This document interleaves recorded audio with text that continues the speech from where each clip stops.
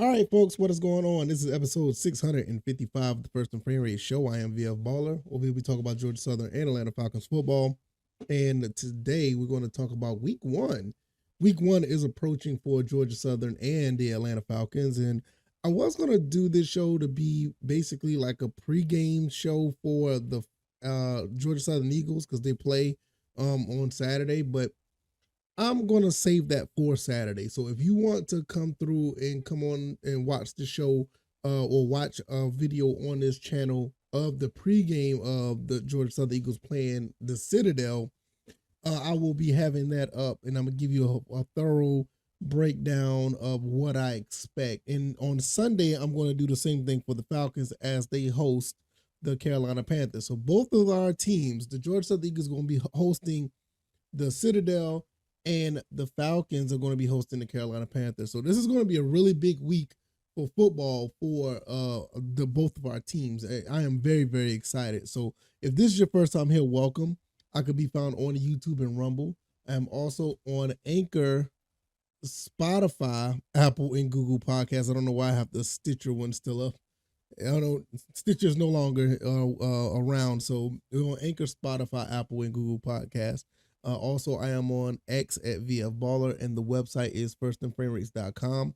I want to thank you guys for the support. You guys have been awesome, and if I would ask nicely for you guys to continue that support, hit the like button, share this podcast, subscribe to the channel if you haven't already.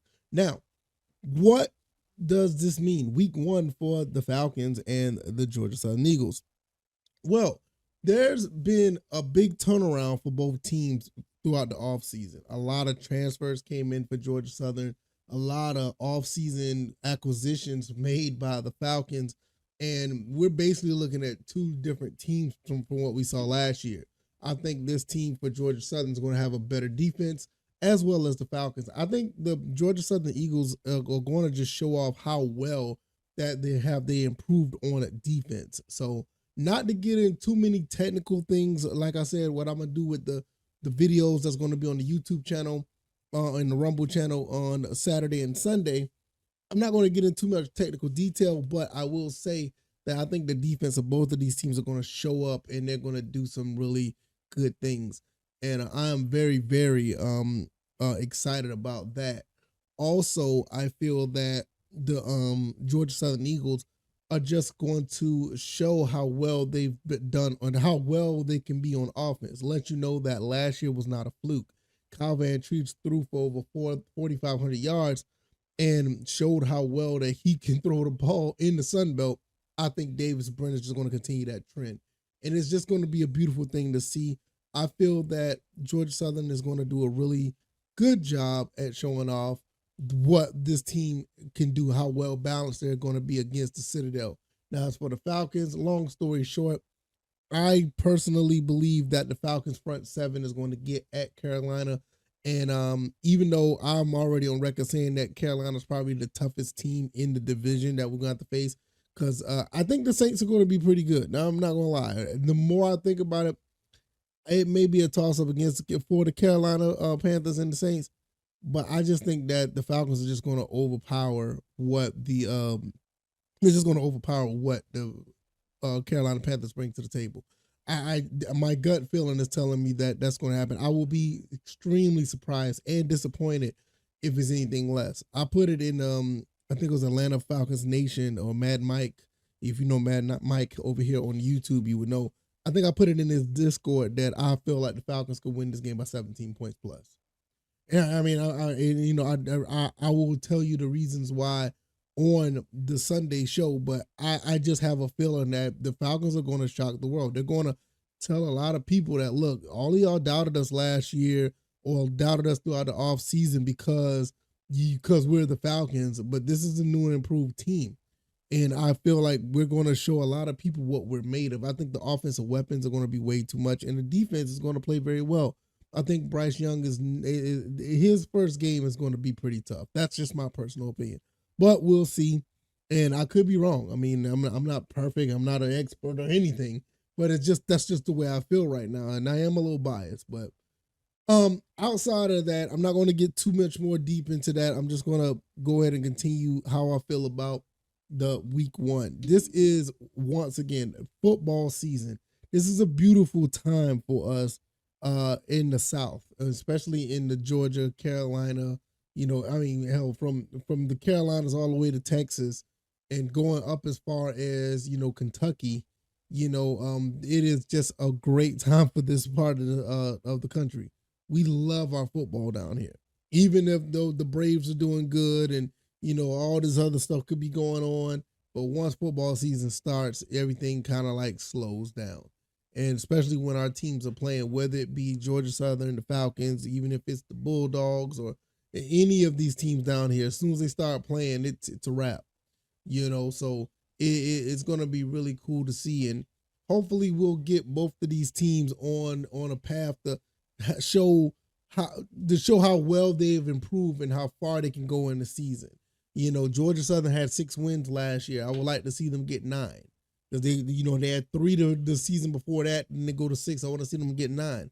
The Falcons, I don't know how they got 7 wins with what they had last year, but I want to see them get to 10.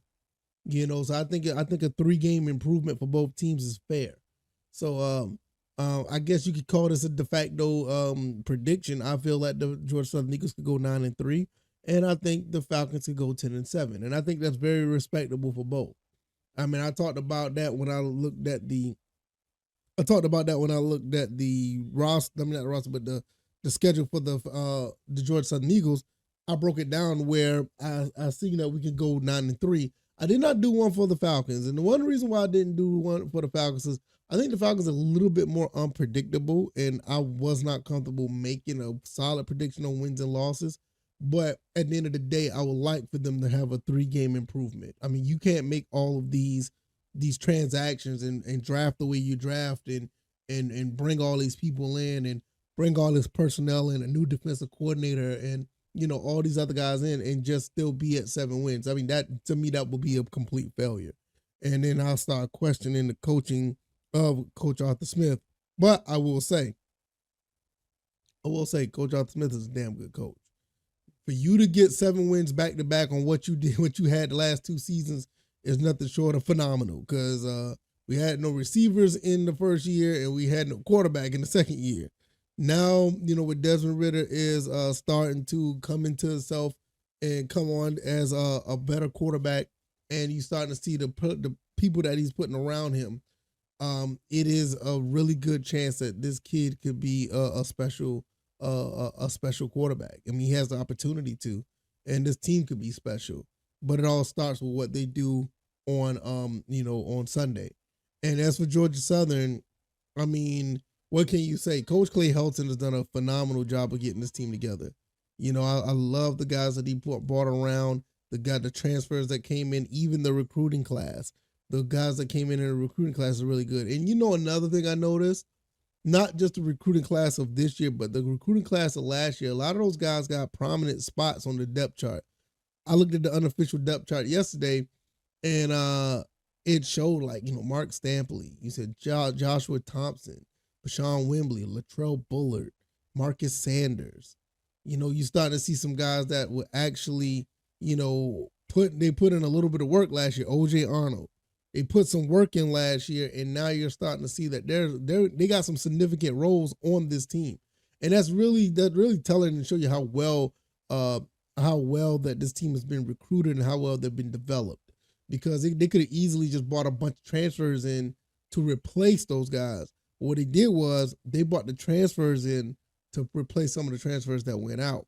They brought in some of these guys to replace, some guys who just was not just transferred out, but just graduated.